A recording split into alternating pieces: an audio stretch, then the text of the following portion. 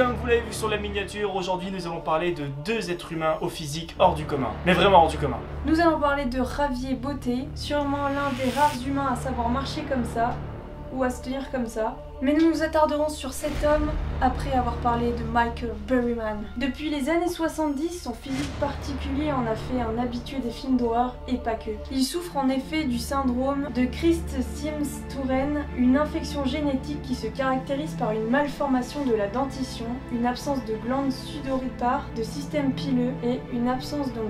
Ouais, vraiment pas ouf comme maladie. Il a aussi un problème au niveau de son crâne qui était soudé sans fontanelle. Du coup, pour éviter l'écrasement de son cerveau, il a dû subir une lourde opération pour remodeler l'os de son crâne, d'où la forme de sa tête. Vraiment, il a tout pour galérer dans sa vie, surtout dans un monde où la différence est très mal vue. Mais ça, c'était jusqu'au jour où sa vie a basculé. Il décide de partir en Californie où il ouvrira une boutique où il sera fleuriste. Un jour, alors qu'il composait son plus beau bouquet, il reçut la visite de George Pal, un célèbre producteur hollywoodien qui lui proposa un rôle dans son prochain film, Doc Savage. Et là, au moment de la sortie du film, c'est un échec. Mais ça lui a ouvert les portes du casting Vol au-dessus d'un nid de coucou. Plutôt pas mal, vous me direz, mais le film qui le fera vraiment connaître, c'est celui de Wes Craven, La colline à des yeux, sorti en 1977. Il joue le rôle d'un des dégénérés cannibales vivant dans le désert. Étant fan de films d'horreur, Michael est ravi de ses rôles. Son physique improbable lui vaudra d'apparaître sur tous les supports de promotion du film. Il enchaînera les rôles dans toutes sortes de films et de séries B et Z. Il retrouvera Wes Craven à plusieurs reprises pour La ferme de la terreur et la suite de La colline à des yeux. On le retrouve également dans Star Trek ou dans la série X-Files, où son physique a également fait des merveilles. Et pour la petite anecdote qui fait plaisir, il a raté son rôle dans le film Freddy, les griffes de la nuit. Son jeu d'acteur était très bon, mais il est toujours lié au même type de rôle. Nous allons maintenant parler de Javier Botet. À première vue, vous ne le connaissez peut-être pas, mais si je vous montre ça, ça ou ça... Et oui, Javier est un acteur espagnol mesurant dans les 1m97. Il a joué dans les plus grandes productions hollywoodiennes d'horreur et de fantasy. À l'âge de 6 ans, il est diagnostiqué avec le syndrome de Marfan. Cette maladie rend les jambes plus maigres, plus grands et très flexibles. Ses membres et ses doigts sont plus longs que la moyenne et peuvent bouger de manière inhabituelle.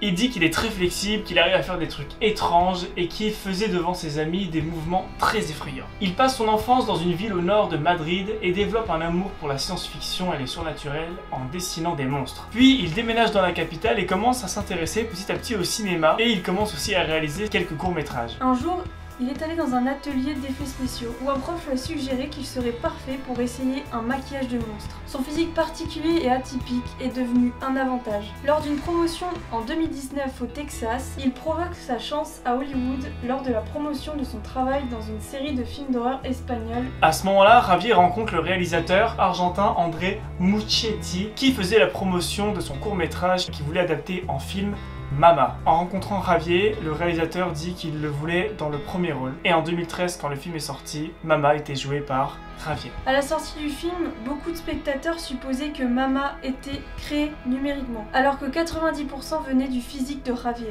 Pour prouver aux gens que c'était bien vrai, l'équipe du film a dévoilé des images de tests de mouvement qu'ils avaient réalisés avant le tournage, le montrant bouger grâce à sa super flexibilité, et la vidéo a fait plusieurs milliers de vues. Ces centaines de milliers de vues ont permis à Javier de se faire repérer par de nombreux réalisateurs ou producteurs qui l'ont ensuite embauché. Et c'est le cas parce qu'il joue dans pas mal de films connus, comme par exemple dans The Mummy, Alien Covenant, The Revenant, ça, Slenderman, et oui, il a joué Slender, c'est stylé. Essayant toujours d'apprendre de nouvelles techniques, comme la danse pour enrichir ses performances, la transformation en ces rôles peut impliquer des heures et des heures de maquillage. Il y a bien évidemment d'autres personnes avec un physique particulier, comme Ted Cassidy avec ses 2,6 m, Shelley Duvall dans Shining, Marty Feldman, Ron Perlman, Jim Carrey, révélé au grand public par la comédie The Mask avec ses grimaces particulières et sa gestuelle, Willem Dafoe avec son visage atypique, un nez pincé, des pommettes saillantes et un large sourire. Dans un monde où l'on cherche coûte que coûte à ressembler le plus à une majorité, à rentrer dans des codes, ne serait-ce pas justement le moment pour accepter ces différences et en faire une force? Tout comme l'ont fait les acteurs qu'on vous a cités dans cette vidéo.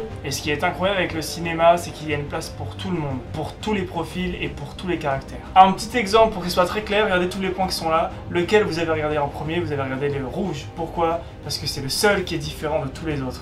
Donc si vous vous trouvez différent par rapport aux autres, Parfait. Cette vidéo est maintenant terminée, on espère qu'elle vous aura plu. N'hésitez pas à mettre un pouce bleu et à vous abonner. Merci pour tous ceux qui partagent. Suivez-nous sur Insta, c'est vraiment cool. On se retrouve pour une prochaine vidéo.